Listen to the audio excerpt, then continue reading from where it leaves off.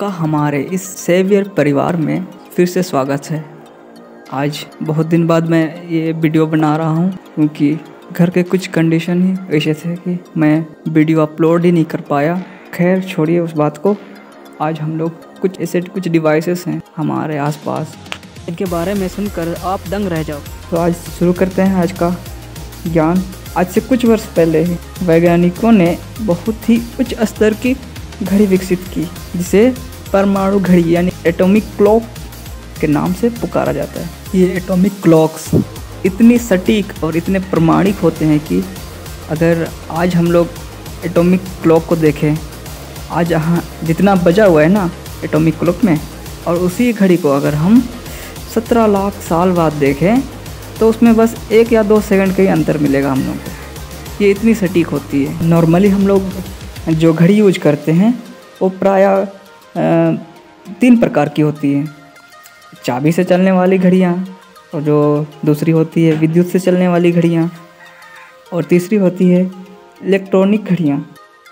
कुछ लोग यहाँ पे डाउट हो रहे होंगे कि विद्युत और इलेक्ट्रॉनिक तो सेम चीज़ है, लेकिन मैं बता दूँ कि विद्युत जो है, जो कि बैटरी से चलने वाली घड़ियों को कहते हैं विद्युत घड़ी, और फिर जो इलेक्ट्रॉनिक घड़ियाँ होती हैं वो जो इलेक्ट्रिसिटी जो हम लोग घर में इलेक्ट्रिक आती है ना, उससे चलने वाली घड़ियों को कहते हैं। इनमें से चाबी वाली घड़ियाँ जो हैं वो स्प्रिंग से चलती है, और विद्युत वाली घड़ियाँ जो हैं वो बैटरी से चलती हैं, और जो इलेक्ट्रॉनिक घड़ियाँ हैं वो क्वार्टर से चलती हैं। इनमें से तीनों प्रकार की घड़ियाँ समय की एक सीमा तक तो ठीक मतलब एकदम करेक्टली टाइम बताते हैं, लेकिन कुछ दिन, कुछ महीने, कुछ साल बाद ये अपना जो लय होता है समय का कभी ना कभी मतलब या तो आगे निकल जाते हैं समय से या फिर पीछे चलने लगती है। पर परमाणु घड़ियों के साथ ऐसा नहीं होता। वो आज जो टाइम बता रहे हैं वो हम लोग चाहे कितने दिन भी हो जाए, कितने महीने हो जाए, चाहे कितने साल हो जाएं, अगर तब भी देखें तो उसमें कोई भी समय अंतराल मतलब नहीं देखने को मिलेगा। परमाणु घड़ियों के विकास ने समय मापने के इतिहास में एक नया अध्याय जोड़ दिया है।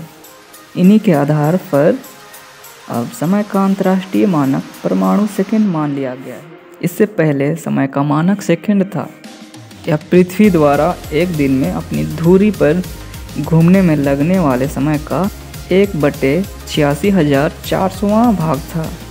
परमाणु घड़ियों का विकास परमाणुओं या अणुओं द्वारा पैदा होने वाले स्वाभाविक आवृत्तियों को मापने के आधार पर हुआ है।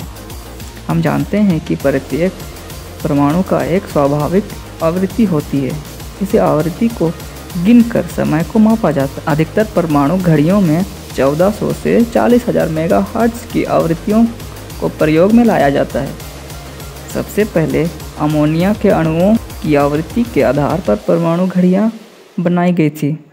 सन 1947 में अमोनिया अणुओं की आवृत्ति द्वारा नियंत्रित ऑसिलेटर बनाया गया था। इस ऑसिलेटर से सन 1949 में national bureau of standard Washington DC द्वारा प्रथम परमाणु घड़ी बनाई गई।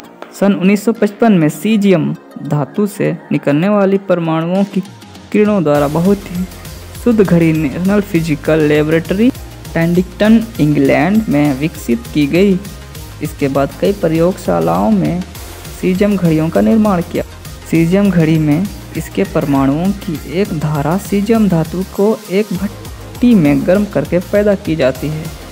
एक क्वार्टर घड़ी से 5 मेगाहर्ट्ज़ की आवृत्ति को बढ़ाकर सीजियम आवृत्ति के बराबर लाकर विद्युत चुंबकीय क्षेत्र को नियंत्रित किया जाता है। 5 मेगाहर्ट्ज़ आवृत्ति का कुछ भाग एक दूसरे घड़ी को नियंत्रित करता है। यही घड़ी समय प्रदर्शित करती है। पिछले कुछ वर्षों में सीजियम परमाणु घड़ी से भी बेहतर घड़ियों का विकास किया जा चुका है। इनमें ammonia maser, hydrogen maser, rubidium gas cell की परमाणु घड़ियाँ मुख्य हैं। सन 1960 में बनाई गई परमाणु घड़ी आकार में बहुत बड़ी थी, लेकिन अब ऐसी परमाणु घड़ियाँ बनने लगी हैं जो आकार में छोटी तो होती हैं और उन्हें एक स्थान से दूसरे स्थान पर सरलता से ले जाया जा सकता है।